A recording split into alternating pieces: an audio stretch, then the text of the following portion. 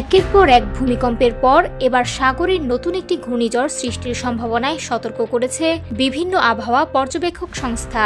Straight of Malacca ও তৎসংলগ্ন এলাকায় তৈরি হওয়া একটি লঘুচাপ ধীরে ধীরে শক্তি সঞ্চয় করছে। আবহাওয়াবিদরা বলছেন, আগামী 2 থেকে 3 দিনের মধ্যে লঘুচাপটি পশ্চিম উত্তর পশ্চিম দিকে অগ্রসর হয়ে দক্ষিণ পূর্ব বঙ্গোপসাগর ও দক্ষিণ আন্দামান সাগরের দিকে যেতে পারে। সেখানে অনুকূল পরিবেশ পেলে এটি নিম্নচাপে পরিণত হওয়ার সম্ভাবনা রয়েছে।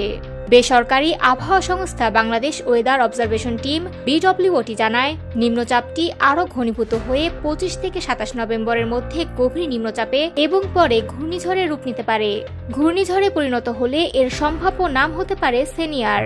পূর্বাভাস অনুযায়ী 28 বা 29 নভেম্বরের দিকে এটি আরও উত্তর পশ্চিম দিকে অগ্রসর হয়ে মধ্য বঙ্গোপসাগর ও পশ্চিম মধ্য বঙ্গোপসাগর এলাকায় পৌঁছাতে পারে।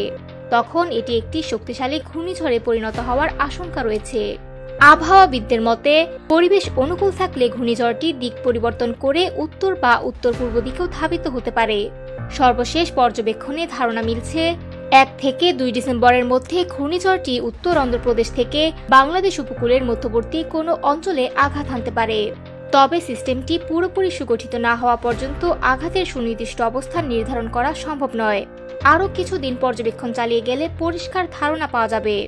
BWOT আরও জানিয়েছে, সম্ভাব্য এই ঘূর্ণিঝড়ের প্রভাবে বাংলাদেশে একটি বিস্তৃত বৃষ্টিবলয় তৈরি হতে পারে। 30 নভেম্বর কিংবা 1 ডিসেম্বর থেকে শুরু হয়ে এই বৃষ্টিপাত 2 থেকে 3 দিন স্থায়ী হতে পারে। প্রাথমিক বিশ্লেষণে দেখা যাচ্ছে, রংপুর ও রাজশাহী বিভাগের তুলনায় দেশের অন্যান্য অঞ্চলে বৃষ্টির পরিমাণ বেশি হতে পারে।